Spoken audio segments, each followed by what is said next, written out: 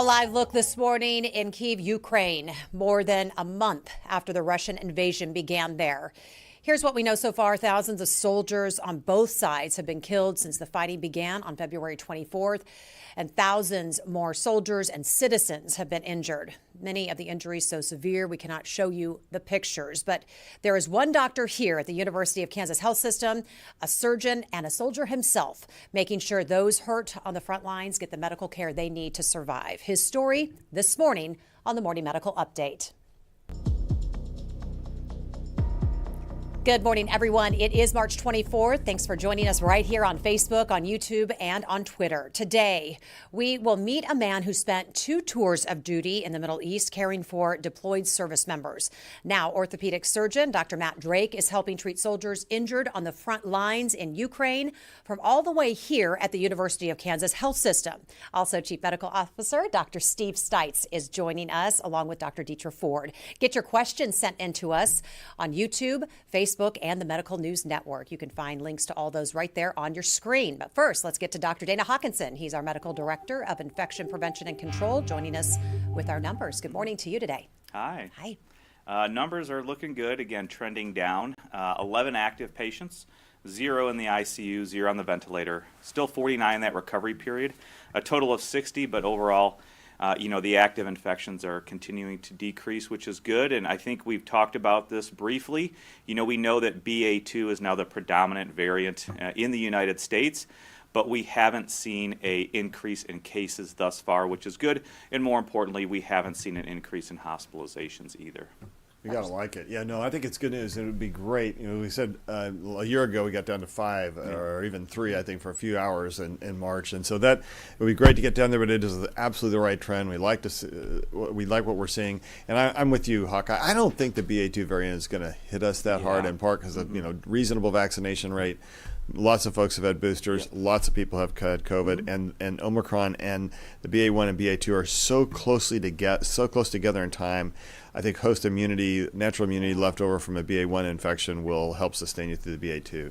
I think there has been a pretty good, some good information coming out in the last few days. First, we know vaccination for those 50 and over for a second booster shot, so a total of you're on Moderna or Pfizer of 4 shots. Yeah. Second of all, very clear recommendation now from the FDA that if you've had the J&J shot and you've had a booster, you need to switch to an mRNA because you're going to have better infection and better prevention. I think that's important. And the data we've talked about before, which came out of Brazil, has now been peer-reviewed, fully published. Wow. Ivermectin, no help in COVID-19, Hawk. Yeah, no, I think this is good. I think this is one more brick in that wall. We've had a couple other well-done, randomly controlled trials. The ITEC one was one of those. That was the trial name that was published in JAMA Internal Medicine recently, I believe, that showed no improvement or no risk reduction for progression to hospitalization or severe disease in those people who have COVID-19 and are taking ivermectin. This is one of the largest trials, and we should mention this trial also looked at other drugs. This looked at, I think, metformin. This looked at fluvoxamine. This was the large trial that saw that there was maybe some benefit for the fluvoxamine for reduced rates of going to the hospital, but I think we are all happy that this was finally peer-reviewed, so it went through strict critiques, and ultimately what it showed was that taking ivermectin for COVID-19 did not reduce your risk of developing severe disease or having to go to the hospital. Again, one more brick in the wall for trying to define standards of therapy. What are the best therapies? The most important thing, Steve, like we always said, vaccination helps keep you out of the hospital. This is one more thing that we can use to help define outpatient treatments to help keep you out of the hospital. We know monoclonal antibodies work. We know Paxlovid works. This is one thing now that has been shown through multiple studies, and even that meta-analysis that when you take out those biased results, those falsified results, showed that there was no benefit of ivermectin as well. So hopefully the NIH will review all of this and maybe we'll put out an update to their treatment guidelines as well. I think some people will say, well, gosh, the studies you guys always quote about ivermectin are in Malaysia and now in Brazil, and is that really smart? That first of all, it's hard to hear that because studies come from all over the world all the time in medical science. And second of all, the peer review process is exactly what's there to try and ferret out. They know the investigators. They've all been involved in these trials. They all know each other. They work hard to make sure the science is strong. So I think whether it came out of Malaysia, it came out of Brazil, it came out of Germany, or it came out of the United States, this is all really important data. And what we know is when you do these large trials and it's been peer reviewed, that is actually the best information. And then you get folks out there say, well, you're on the take from the drug companies. It's just, I can't tell you how offensive that can be, because what happens is these folks are spending their entire lives on it. They're not getting financial gain from it. They're just trying to tell us the truth about what they've found in their research. And finally, there is the large ivermectin trial. I think it's still ongoing in the U.S. We have been a participant in that trial. We've had Dr. Mario Castro on here a few weeks ago saying, hey, here's the number to recruit into it. And so if you want to be a part of that trial, we can find evidence around it. But everything we see so far is that though there were originally case reports, as you look at large groups of folks and you study whether or not ivermectin makes a difference, when you have one group getting it and another group getting placebo, the group getting placebo does just as well as the group getting ivermectin, which says there's no real treatment benefit. So I think if you follow the science, you'd say the science says no. Yeah, I think that's true. I think we can all have our hypotheses, and we want to put those hypotheses to the test. And this was one that asked that specific question. We have an answer now. We have a consistent answer from a couple different well-done large trials. And I think if you keep making excuses, you just keep looking for other reasons. But then that starts to become an indictment on the full concept of evidence-based medicine and all the trials that we've done for everything from antibiotics to chemotherapies. And you can't just cherry pick this one therapy or this one topic, because then once you start doing that, you have to include all the other trials, all the other drugs that have been done in the same exact way. Right, so that means you wouldn't necessarily want to have your interventional procedure done for your heart attack, or be treated for the stroke, or be treated for your other injuries, because that may not work, and it may be some of the therapy that no one else has been able to work with. I mean, it's a very difficult loop when you get into it about how you're going to think through the problem of it. And I think the key is that we're trying to offer the best things that we know that clearly work and that we've watched work even in our own hospital, right? We're like remdesivir, like steroids, and as you pointed out in the outpatient side, like the monoclonal antibodies, which have been remarkable. And I think to that point, Steve, we've always talked about why is the vaccine so important? Because it's the safest way to immunity to reduce your risk of hospitalization. If there was another drug that was widely available, that was generic, cheaper, we would want to do that to keep you out of the hospital. We know Paxlovid works. We know that's not widely available right now. It is a new drug. We also know monoclonal antibodies work. All of those things to keep you out of the hospital. So we are looking for the best things, the safest things, and most important, the things that work to keep you out of the hospital. Right now, the information that is presented in the peer-reviewed, well-done trials does not support the use of ivermectin for doing that. Today is the last 2 days COVID-19 testing sites in Johnson County will be open. 2 locations, one at Johnson County Community College in Overland Park and the Church of the Resurrection in Leawood. They will stop offering testing tonight at 6. The Johnson County Health Department will still offer drive-through testing every Wednesday at its building in Olathe. In headlines this morning, die-hard actor Bruce Willis has announced he is stepping away from his acting career due to a debilitating disorder. It is called aphasia, and it affects a person's ability to express and understand written and spoken words, basically robbing you of the ability to communicate. Willis and his family made this statement yesterday via social media. So it left a lot of people asking, what is aphasia? And is there a treatment or a cure? We are joined this morning by Dr. Deetra Ford. She's a neurologist here at the health system. Dr. Ford, thank you so much for being with us today to kind of help us better understand exactly what aphasia is and how it can develop. Help us understand. Absolutely. So aphasia can be multiple different things to different people depending on what's affected. So we look at people who are slowing down in their speech, pausing, having trouble finding words, misspeaking words, replacing words in a sentence, trying to talk around a word. It's difficult for a lot of people because they'll start conversing less. And so sometimes it's hard to figure out if it's aphasia. Are they having hearing loss? Are they depressed? Or is it a little bit of all of those things? And so that's really what we start to see. Some people will also have trouble with reading and writing words as well, or even identifying what a word means. And so there are, again, different types of that. So this is something that maybe someone you live with, your spouse, your kids might notice at home. almost like self-diagnosed. Absolutely. Usually people come, by the time they get to us, it's usually because families saying, they're really having trouble finding words. They're not able to figure out what the toaster does. They can't figure out what a toaster is. And so we start looking for causes at that point. Is there something that's triggered this? Is this normal aging? Because obviously we all start to find some word finding difficulty as we get older as well. And so it's really trying to discern, is this a medical condition or is this normal aging? So how does this differ then from dementia or Alzheimer's? Great question. So it can be different and it can be part of a spectrum. So in terms of causes, we worry about obviously stroke if it's acute onset, meaning it happened really suddenly. We worry about tumors, especially if it comes on slowly or even more quickly within a matter of weeks. We worry about infections. And then sometimes after a traumatic brain injury, people can have aphasia. But the most common thing we would see in someone who we're worried about for dementia would be a slow progressive process.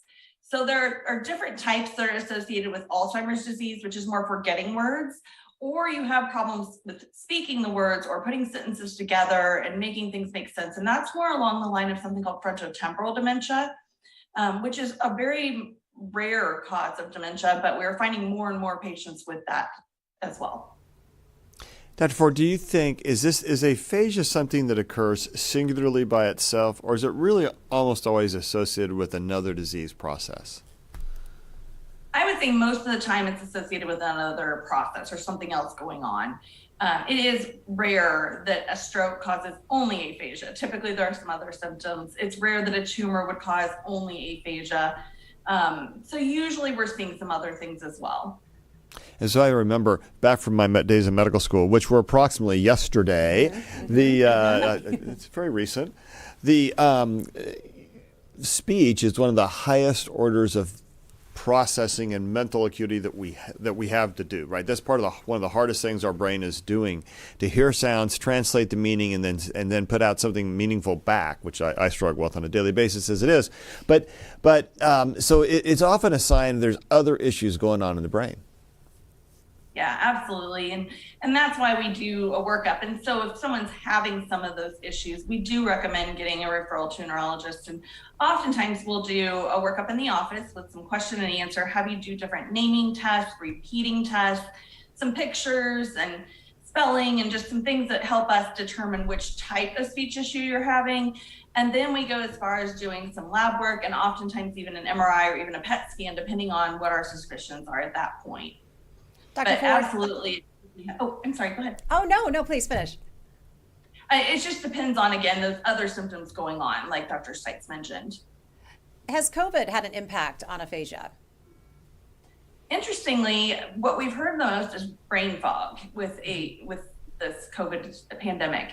And so just yesterday, in fact, I saw someone who was having some trouble with word finding and brain fog that had COVID and was having some long haul symptoms. And so I do think it's possible. We've had a lot of people, including patients like this, that work with speech therapy to try to help with cues, both visual and audio, that we can help them try to work on that aphasia portion. So one other thing, just to think, so when I was younger, I could talk almost as fast as Lin-Manuel Miranda, perhaps not quite that, but pretty darn fast. And as I've gotten older, things do slow down a little bit. How much of what that is normal as you get into your 60s and 70s, and how much of that is abnormal? Where do you draw the line between normal and abnormal? When do you get concerned? Absolutely. So normal would be, I forgot someone's name. I'm struggling with figuring out what something is that I haven't seen for a long time. But abnormal is when it starts to affect your daily activities. It starts to affect your job. You're no longer able to put together a presentation for work. You're no longer able to speak in a conference such as this. You're no longer able to have a conversation with your colleagues without being nervous or anxious that you're going to forget a word, or people start noticing it a lot more. Those are the times where we start to worry a little bit more that something else is going on. And we do definitely see word finding difficulty as we get older, but there's a definite difference when something else is going on, because usually there starts to become some other memory issues, some mood issues. People start to maybe get slower in general in their overall movements. So there are a lot of other things that typically happen when it's actually due to one of these other neurologic causes other than just normal aging. But yes, our brain atrophies, the connections slow down. All those things happen as we get older, and I've yet to find the fountain of youth. Yeah, I tell you, my wife might sometimes think my brain's atrophied. I may not. Maybe she's blaming some of my actions You have on male that. brain. I have male brain. Thanks for that, Jess. You're welcome. That's my technical doctor term. There we go. That's all right. I get, that's a little mansplaining right there. Oh, wait a minute. Oh, wait a minute. Okay. Question, though, Dr. Ford. Bruce Willis is 67 years old. He says he's stepping away from his acting career. Is this something that he, with proper treatment, would be able to step back into in time? Or does he have to hang it up for good? Yeah, so obviously I don't know his case. I'm not his treating physician, but normally when we have aphasia, it's not something that gets a lot better when it's due to a neurodegenerative process, stroke, tumor. If it's due to a stroke, we can do some rehab and get some speech back. But if it's due to a neurodegenerative process, which I will say in the 50 to 70 range, it is the most common time frame for us to see this develop. Unfortunately, at this time, there is no treatment in terms of cure. All the treatments are more supportive with speech therapy, sign language, language boards, other ways to communicate. The term neurodegenerative, it could be like a vascular, like you're not getting enough blood flow, or Alzheimer's, or other issues of cognition. So that's a big, broad category, and it's kind of one of the diseases I think, Dr. Ford, it's fair to say you really don't want to have. Absolutely not. Absolutely Dr. Ford? not. There's no thoughts. I'd like you to stick around. We're going to get on to our topic today, but it's my understanding that your mother is from Ukraine. Your aunt is currently in Ukraine. You were talking with her daily. I want to catch up with you. If you could just stick around, I'd like to ask you a few questions here in just a moment. Absolutely. Great. Thank you so much. Okay. Moving on with our topic this morning, broken bones, gunshot wounds, IED, explosion burns. Those are just some of the wounds that doctors in war zones like Ukraine deal with hour to hour. And unlike hospitals here in the U.S., they may not have access to the latest in medicine. So they make do with what they have. Over the past decade, combat medicine has improved considerably with an overhaul of everything from training to gear. Enlisted military training for the U.S. Armed Forces is located at the Medical Education and Training Campus at Fort Sam Houston, Texas. After completing the basic medical course, students go on to advanced training in tactical combat casualty care and learn a set of evidence-based best practice pre-hospital trauma care guidelines. Dr. Matt Drake is a surgeon here at the health system and joins us now to talk more about what he is doing here in Kansas to helping those others in Ukraine. Dr. Drake, good morning and welcome. Good morning. Thank you. Thank you. First of all, thank you for your service. I know that you have served our country, and we appreciate that very much. Thank you. So we have this large veteran population here in the metro. Many of us, we have never experienced being in a war zone. You did those two tours of duty in the Middle East. Just talk to us a little bit about what that was like, and then we'll talk about what you're doing to help those in Ukraine. Sure. Yes, so I got deployed to Iraq twice when I was in the military, and these were very unique experiences. The first time I was there, I was assigned to what's called a combat support hospital, which is more of a fixed facility where we would care for injured U.S. soldiers and get them stabilized and get them out and get them on their way home. We would also care for injured local nationals, sometimes the bad guys who we captured. And those folks we would treat more definitively. And the second time I went, I was with a forward surgical team, which is essentially a very small unit attached to a forward force where we just do damage control surgery. So it was a team of 3 surgeons and some nurses and some medics, and we were essentially operating out of a garage in the middle of nowhere. I want to show some photos, if we could pull those up, of you doing your work there. Yeah, you kind of explained it, but what is it like to go without when you're trying to help people do what you do? It's hard. You can't apply the same standard of care that you have here in the States. You may not have the same equipment. You may not have the personnel that have the experience that you're used to having. Everybody's in a different role and everybody's stressed. You don't have the same facilities. In the fixed hospital that I was at in Baghdad, we were essentially functioning out of trailers. And so you would kind of have to dust off things in the operating room before getting to work. Dr. It's a little Stites? different. So just, we've had I've done some medical missions and things like that, but nothing with what you have done.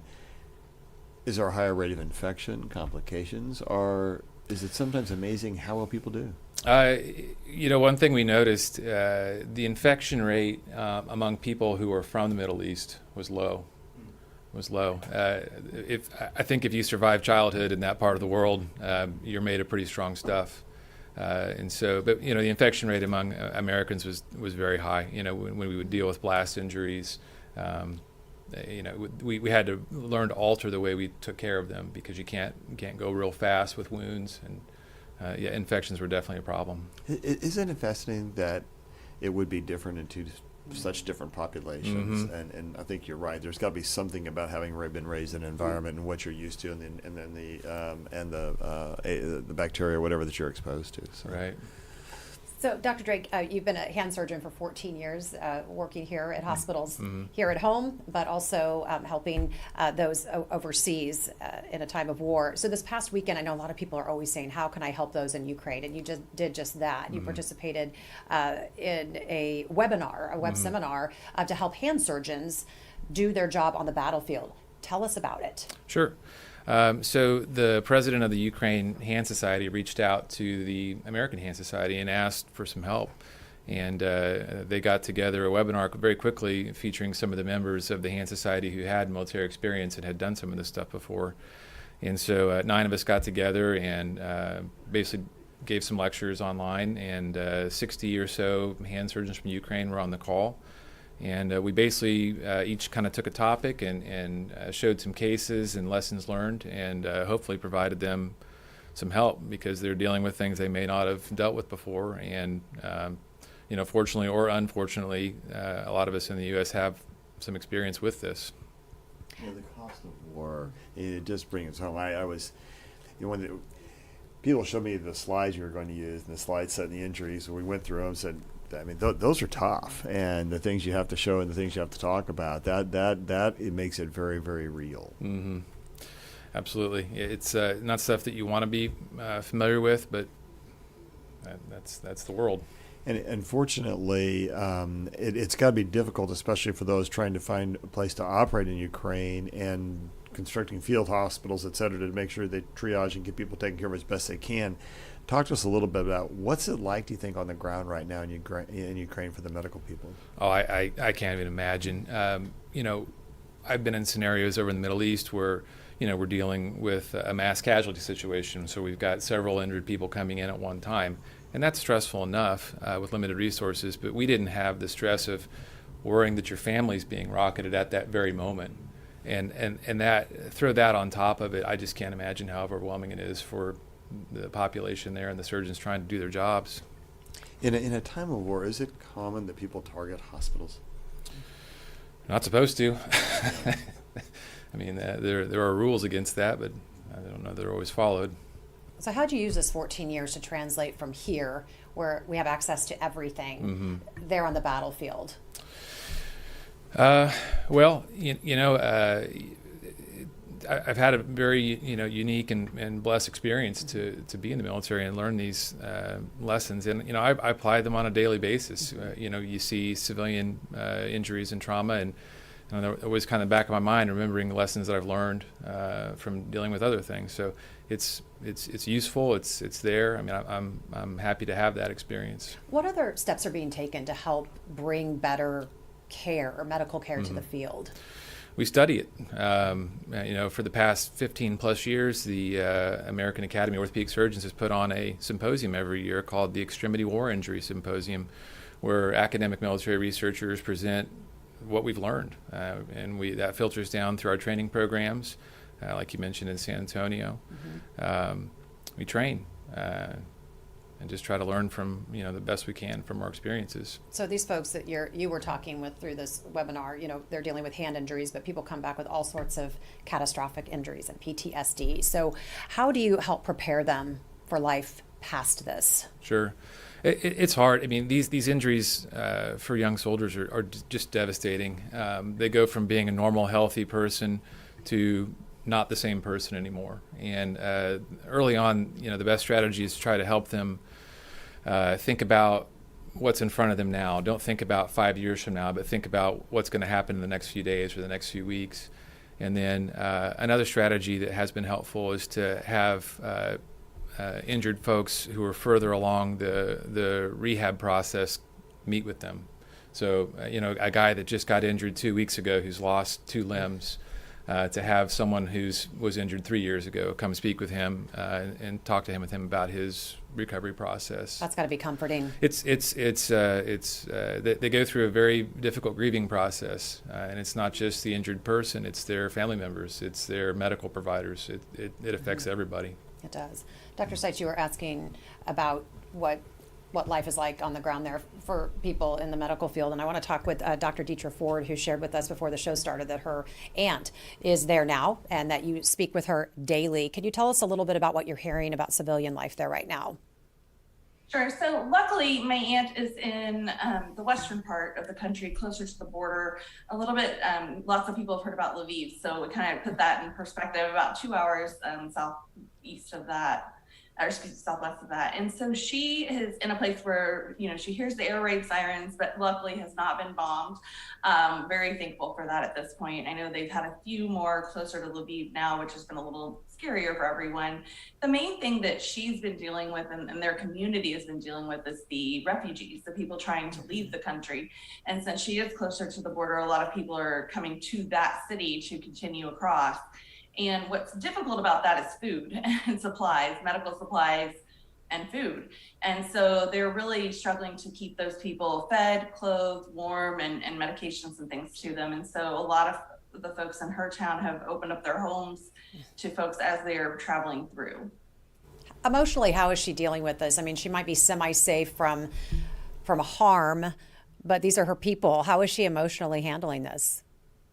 It's been hard. It's been hard for our family too. My mom and one of my other aunts are here, and we actually have been trying to get back there for 3 years. The pandemic has kept us away for 2. And I say thankfully, my grandfather died in January, and so my aunt had been there taking care of him. And so, emotionally, we're all kind of traumatized by that and thinking, we're going to go this summer and help clean up the house and do those things. So that in itself has been emotionally hard. And then all the friends that are still there for my family and knowing that they're having to leave the country or move or be scared and unsafe, it's been emotionally draining, honestly. It's been a stressful last few months for our family. And the good news is we do hope she remains safe where she is.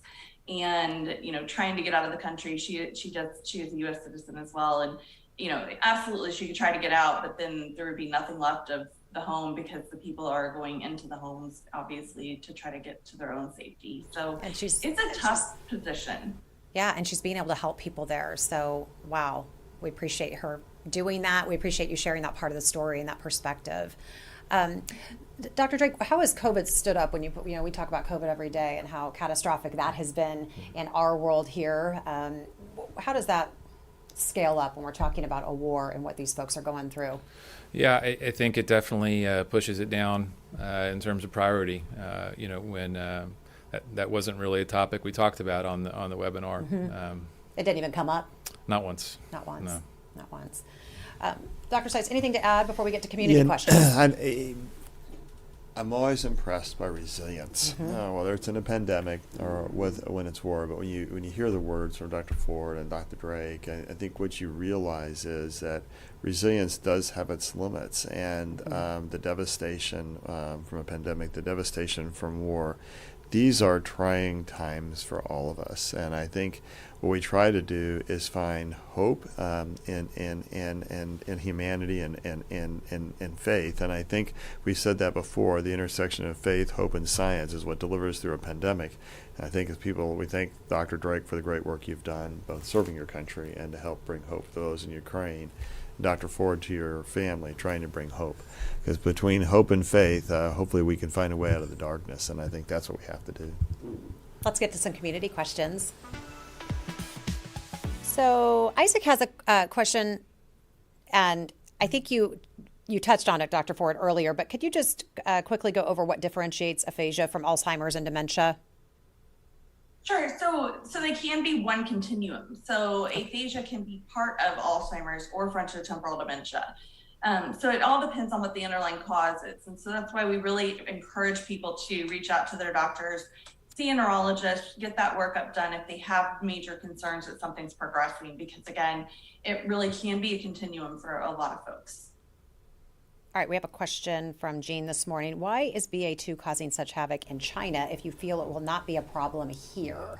We got a few BA2 questions this morning. I think that's a great question. You're saying in China and Hong Kong. I think the reality is that China and Hong Kong had a zero COVID policy. And so what happened was, as soon as somebody was diagnosed, they just, you went back into your home, you shut down, et cetera. They had a mass vaccination program. The Sinovac may or may not have been a great vaccine. But I think the real issue is that so many folks in China and in Hong Kong have never had COVID. And what you're seeing is the initial exposure. They would have had the same problem had the initial exposure occurred with the alpha wave, the delta wave, the first Omicron, and now BA2. And we would have the same problem if this was the first time we had been exposed.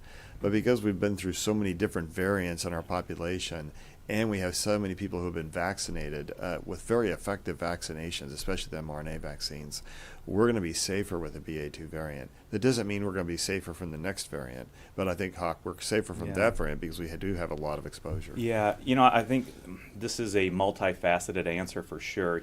We have seen extremes on either end. China has gone to a zero COVID policy. We've seen what has happened, the lockdowns. We know what happened with the lockdowns in the United States, just with emotional and physical health with that.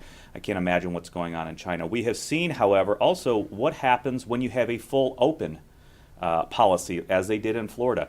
And unfortunately, that leads to a lot of tragedy, a lot of morbidity, and a lot of mortality. We also have good vaccines here. We know that the vaccines in China currently are not as efficacious as they are with the mRNA vaccines or the Janssen or Johnson & Johnson vaccine as well. So there are issues there. There is also, if you talked about, there is not that natural immunity for people who have been infected because they just haven't been able to be out and spreading the disease. In addition, we know that in Hong Kong, for instance, China, we know that the elderly, the most vulnerable populations, are really not vaccinated. And this is, I think, they still have a lot of fear or trepidation, the elderly in particular, for getting vaccination, from what I've read in the mainstream media news outlet stories.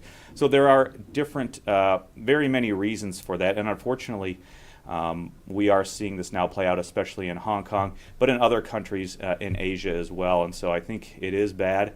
But again, a multifaceted answer having to do with vaccine immunity, which again we know is the safest way to immunity, but also, as you said, there's been lockdowns, there hasn't been a lot of spread, so there is that general population immunity that isn't there as well. I think one other thing to remember is BA2 is the most transmissible of all the different variants since the start of this pandemic.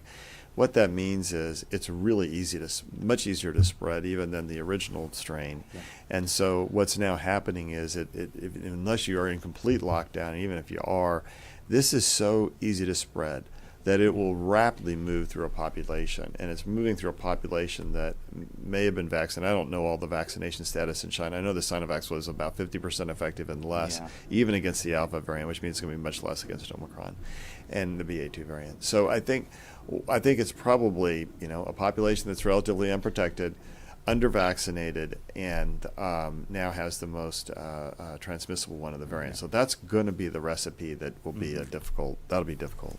And I would certainly like to continue to talk a little bit about the science, and just like to give a shout out to those T cells. We know that the vaccines we have continued to work. We know that the antibodies that are produced, we get very high antibody titers, but we know that these variants of the virus can evade those antibodies that we have, but we do have those T cells that we obtain from vaccine immunity and from infection and reinfection that continue to help reduce our progression to hospitalization. And so I think, we are thankful. We know that the vaccine companies are working on pivoted vaccines or pivoted spikes maybe to some of the variants. But right now I think we are fortunate in knowing that the vaccines that we do have, they do induce good B cell immunity, which creates the antibodies, but also they continue to have durable and effective T cell immunity, which really helps save us from hospitalization and severe disease. I love that. A shout out to T cells. Yeah. Well Yeah. done. T That was cells, good. man. I was like, who's he going to give a shout out to? I know. It's a shout out to T cells. Yes. That's right. Thank them. A couple of quick booster questions. You may have touched on them at the top of the show, but just go over these real quick. Ashley, regarding the J&J vaccine, if a person has had one mRNA booster, do they need a second? So if you've had the J&J and you've had one mRNA, then now that if you're over the age of 50 and it's been at least 4 months since your last booster, you're recommended to get another booster. There's so much gray in that statement because if you had COVID in the meantime, it's going to change the story a little bit. So it's best you kind of talk to your primary care provider. But in general, I think you're seeing the FDA and the CDC move away from the J&J vaccine, Hawk. Yeah, again, I think J&J, we know there was a preprint article that looked at Novavax, J&J, and the two mRNA vaccines that looked at their immune responses, T cells, B cells, what have you. They all function very well. They do create that immunity. But I think you're right, Steve, and it kind of is down to now individuals. I've gotten a lot of questions about boosters in the last couple of days from colleagues and friends. It is difficult, and I think just as you said, if you had Omicron and you were vaccinated and updated, you can probably wait 3 or 4 months before you get another dose of vaccine. If it is just 4 months out, we know you are protected. We know that there is circulation of the virus still, but there isn't a great surge as there was. So do you want to wait a little bit? You really have to judge your risk. Are you traveling? Are you going to be going to high-risk situations where you're going to be with a lot of people? We know now it's getting into wedding season, graduation parties, prom. Those are going to be high-risk situations, especially indoors. Are you going to try and protect yourself when you get into those situations? If that's true and you are more than 4 months out, you might want to get a dose of the vaccine 10 to 14 days before that. Again, there is still unanswered questions. We know that experts are debating back and forth. Population-wise, we know the vaccines, if you had your up-to-date booster, you are still protected maybe 70 to 75% from going to the hospital. But if you get that booster, you are probably protected 85 to 90% from going to the hospital. And some people say, well, after that third dose, you're okay. But on an individual level, if you want to reduce your risk even further for going to the hospital and going to the ICU, I think that's a reasonable thing to do. Again, me and you, Steve, seeing that every day in the hospital, seeing people who come to the hospital, I think you should be able to do anything you can to reduce your risk as much as possible. Absolutely. Cindy, I hope that answered your question. So in a nutshell, doctors are okay with mixing at this point. She wants to know what. Oh yeah, yes. definitely okay. Okay. But I wouldn't go from an mRNA to a J&J. Okay. If you're gotten mRNA, stay with it. Stay with it. Yeah, Gotcha. yeah. Okay.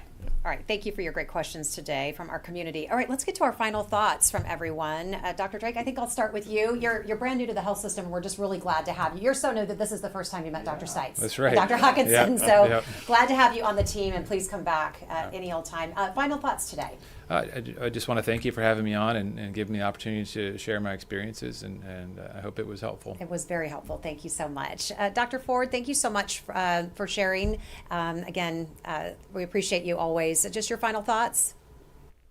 Final thoughts are really, just be supportive of colleagues and family and friends at this time, because we don't know when our last day is here. So make every day count.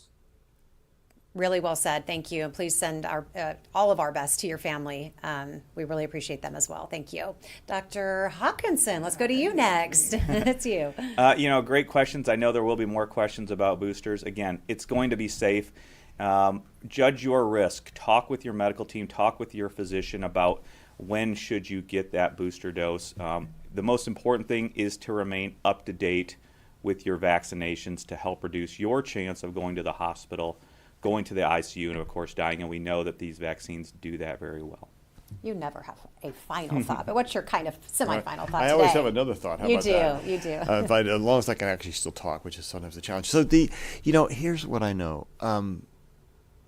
When we deal in science and we try to deal in truth, we can solve problems. And I think in humanity, when we don't have an honest, truthful conversation, we end up in situations like Ukraine. Because if we can try to take care of each other, one of the greatest moral obligations we have, taking care of each other, then we don't have to see war. But what we see instead is in the midst of the war, we still see people taking care of each other. So Dr. Drake, thank you for your service, whether it's in the Middle East, Ukraine, or wherever it has been.